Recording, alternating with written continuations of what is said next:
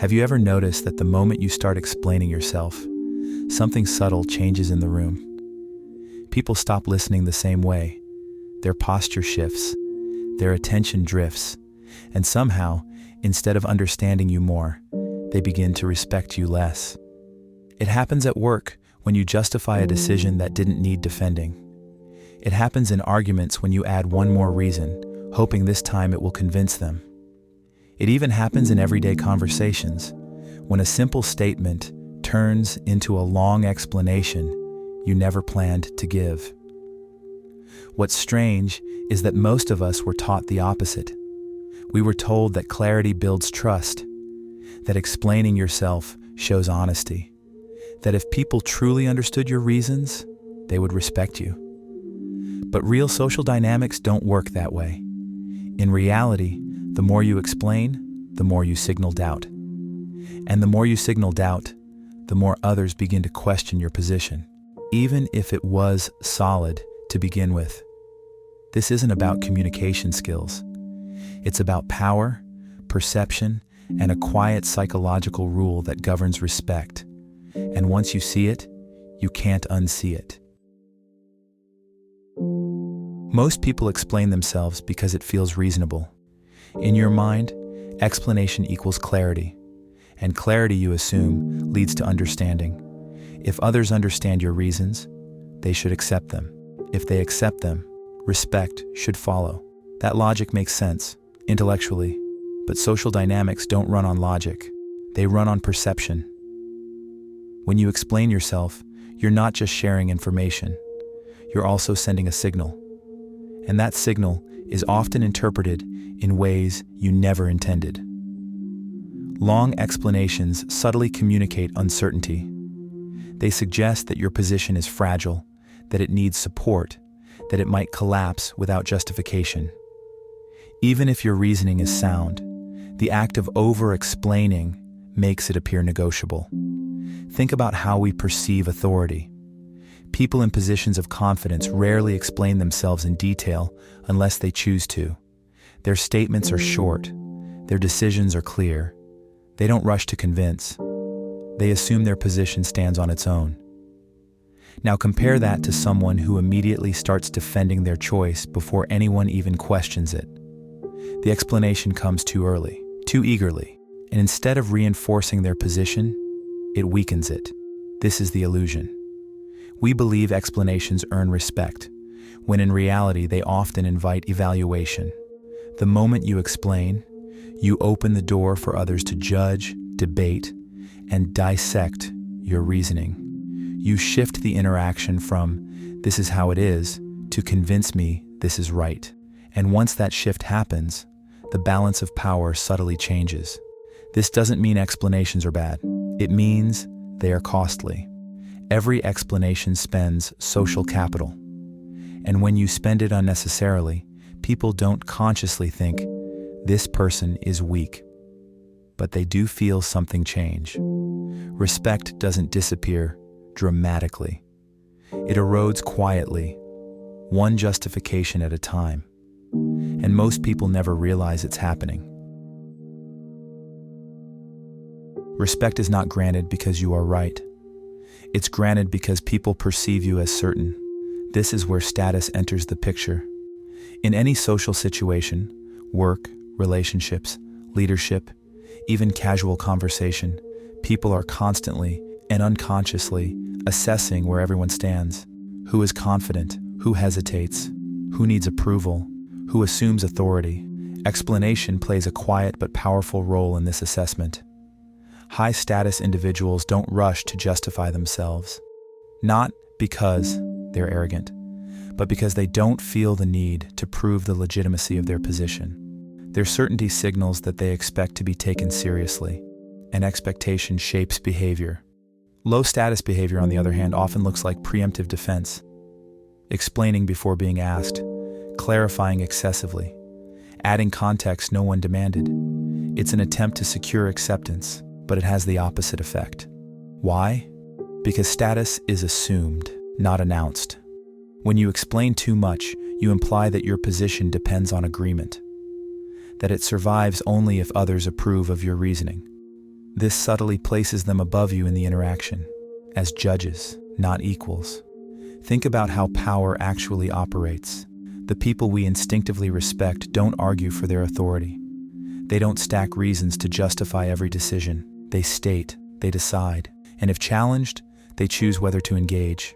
Not out of necessity, but out of strategy. This doesn't mean they are always correct. It means they appear grounded, and appearance matters more than we like to admit. Respect is rarely about truth alone. It's about composure, certainty, and restraint.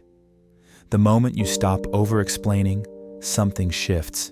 You stop inviting evaluation. You stop signaling doubt. And people begin to fill the silence with assumptions, often in your favor. Because in social dynamics, confidence is contagious. An explanation, when used without intention, quietly gives it away. Over-explaining doesn't come from clarity. It comes from fear. Not dramatic fear, quiet fear. The fear of being misunderstood, challenged, or judged as wrong. When that fear appears, explanation stops being a choice and becomes a reflex. Over-explaining is an attempt to manage perception. You add context to soften reactions. You justify to avoid conflict. You clarify so no one can question your intent. But the more you try to control how others see you, the more uncertainty you reveal. People are extremely sensitive to emotional signals. They may not analyze your words, but they feel your state. Hesitation, urgency, and the need for approval leak into speech. And when someone explains too much, what others sense isn't honesty, it's nervousness. Many people are conditioned to believe that being good means being agreeable and reasonable.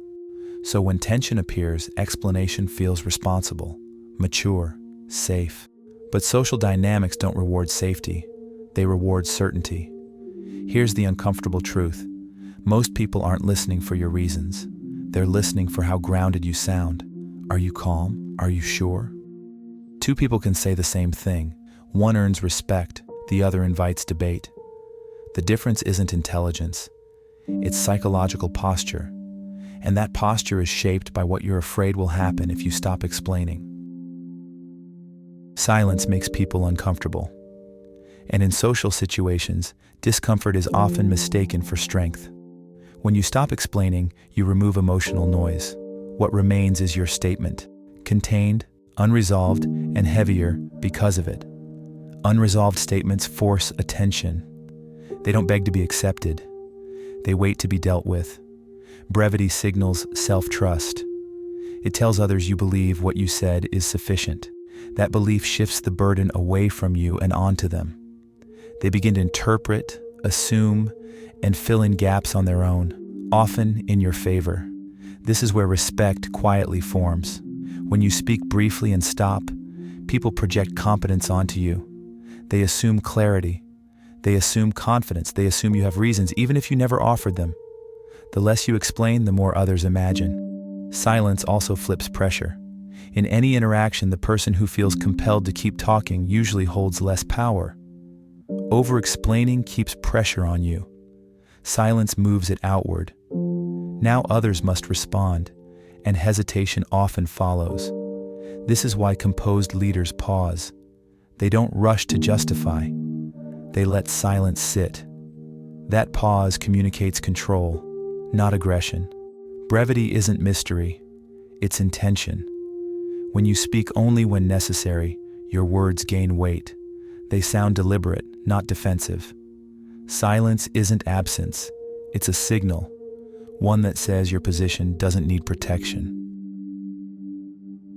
At this point, a line needs to be drawn, because stopping explanation is not the same as dismissing people. Silence becomes strength only when it's intentional, when it's grounded, when it comes from certainty, not resentment.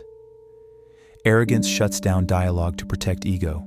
Strength, on the other hand, chooses when dialogue is necessary and when it isn't. The difference is subtle, but people feel it immediately. There are moments when explanation matters, when someone genuinely needs clarity, when responsibility requires transparency, when trust is being built, not negotiated. The mistake is explaining out of reflex instead of purpose. When silence is used to punish, to appear superior, or to avoid engagement, people sense it. Respect doesn't grow, tension does. What earns respect is calm restraint, paired with openness when it's actually needed. Strong communicators don't explain less because they're above others. They explain less because they don't need validation to stand behind their words. They'll clarify, but not justify. They'll answer questions, but they won't defend their existence. This balance is what separates quiet authority from fragile dominance. The goal isn't to say nothing. It's to say only what moves the interaction forward. When people realize you won't over-explain to be accepted, something changes. They stop testing you because they sense that your position doesn't depend on their approval.